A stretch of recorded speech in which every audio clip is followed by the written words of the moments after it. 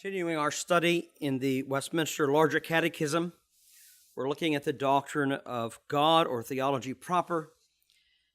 We're dealing with question number 7. This is part 13, installment number 14. Question number 7 asks, what is God? The Divine's answer, God is a spirit, in and of himself, infinite in being, glory, blessedness, and perfection. All-sufficient, eternal, unchangeable, incomprehensible, everywhere present, almighty, knowing all things, most wise, most holy, most just, most merciful and gracious, long-suffering and abundant in goodness and truth. As we have continued to note, as we have been looking at question number 7, this question directs our attention clearly to the teaching of the sacred scripture, from which we can only derive the truth of what is God. In the last presentation, we noted that the divines define God by stating that God is omnipotent. We now want to take up the attribute of omniscience of God, or, as the divines have stated, all-knowing. And we'll do this in 2 sections, one this week and then one in our next presentation. When we speak of omniscience of God, or the omniscience of God, when we say that God is all-knowing, we mean that God knows all things. We're told in 1 John 3:20, for if our heart condemns us, God is greater than our heart and knows all things. Jesus has this attribute of deity also. For Peter is recorded as saying in John 21:17, Lord, you know all things. You know that I love you. God knows all things because God's thought is fully comprehensible. And there is nothing in God hidden from himself. Since we know all things are created by God, and everything that is created exists by the power of God, who has spoken into existence, or literally thought it into existence, we know that the greatest truth, the greatest mystery for man has got to be God. But God himself knows his own being. There is nothing hidden within him that he does not know. He is never in a state of changing or becoming. He is always static. All his knowledge is known to himself. We're told that in 1 Corinthians chapter 2, beginning at verse 10. Here, the Apostle Paul writes, but God has revealed them to us through his Spirit. For the Spirit searches all things, yes, the deep things of God. For what man knows the things of a man except the spirit of the man which is in him? Even so, no one knows the things of God except the Spirit of God. Now we have received not the spirit of the world, but the Spirit who is from God, that we might know the things that have been freely given to us by God. The scripture sets forth to us that God has revealed certain things that are necessary for our knowledge. But clearly, God knows himself. His Spirit searches the deep things of God. Nothing can therefore be hidden from God. God knows himself, and he knows all things, because all things, having been decreed according to the good pleasure and the power of his wisdom, his design, hath come forth. Thus nothing can take God by surprise.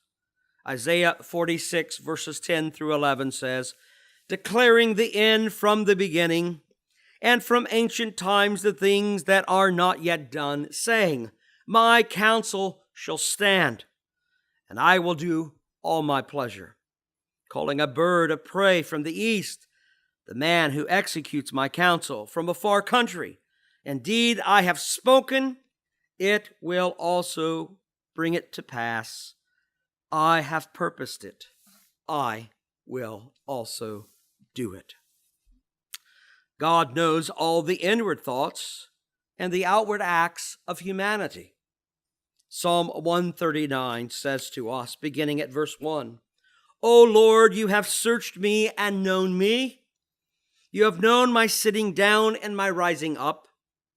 You understand my thought afar.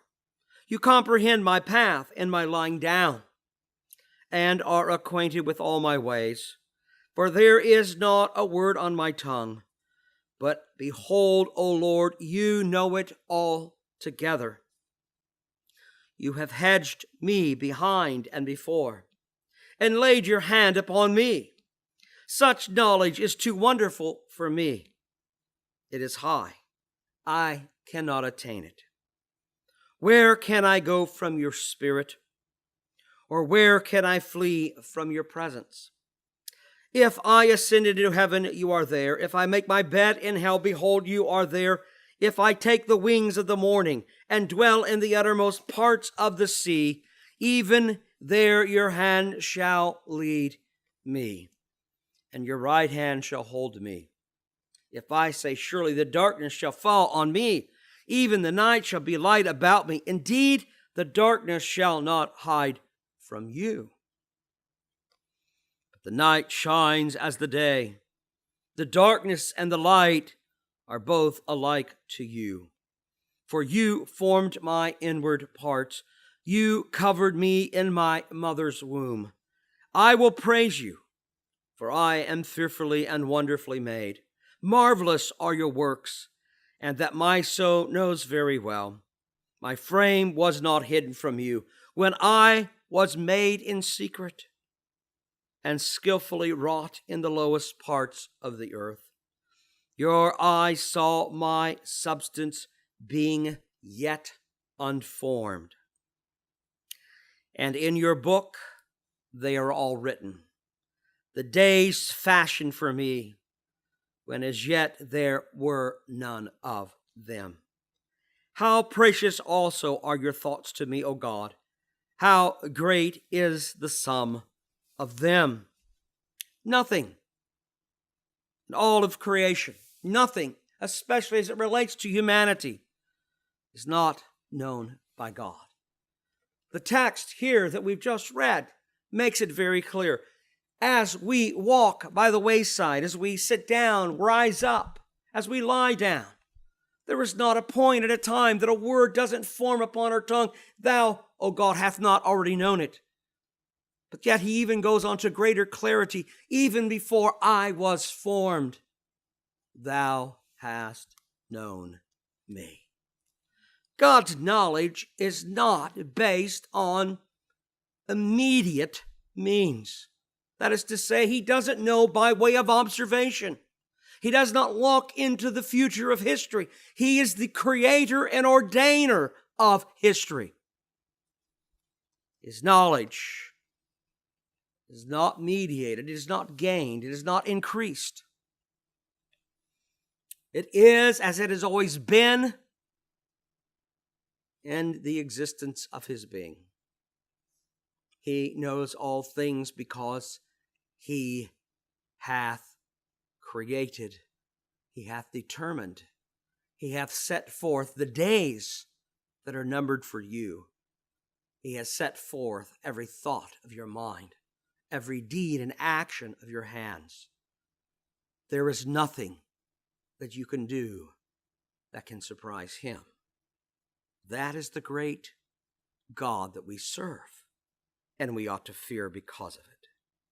How great, he says, is the sum of his thoughts, the sum of his knowledge.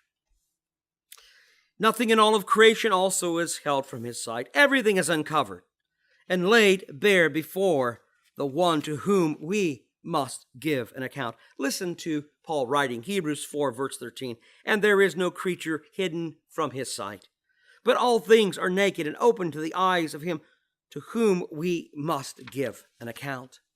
Isaiah distinguished the Lord from all the idols by the Lord's ability to even predict the future. And why could he not predict the future? It was not necessary to look into it. He ordained it to come to pass. Listen to Isaiah 44, 7 through 8. And who can proclaim as I do? Then let him declare it and set in order for me, since I appointed the ancient people and the secrets that are coming and shall come. Let them show these to them. Do not fear, nor be afraid. Have I not told you from that time and declared it? You are my witness. Is there a God besides me? Indeed, there is no other rock. I know not one. Clearly, the Lord's knowledge of the future was communicable. It was given in words that communicate to humans, in concepts, and in words that they could understand. In the context here, Isaiah made predictions concerning Jerusalem, Judah, Cyrus, and the temple. These concepts were inspired in the original language and are translatable in the languages of the world. How can God know the end from the beginning? As Augustine suggested, before quoting the 23rd Psalm, he says, we have it all. He has it all in his mind, and we have it in our mind as well. Then we quote, if you will, from the first half of it, and we know that the part is the past, and the part, he says, remains to be quoted. However, God knows, says Augustine, the whole of history at once, simultaneously, because not limited by time and succession, being beyond them as to his nature, God also knows what part of history is past today and what is future, for time is not unreal or unimportant to God. The belief that God knows everything, past, present, and future, is of little significance. However, if God's knowledge is removed from human knowledge by an infinite qualitative distinction, then we, of all people, are going to be without the ability to know the truth of God. And we will take up next Lord's Day with that thought.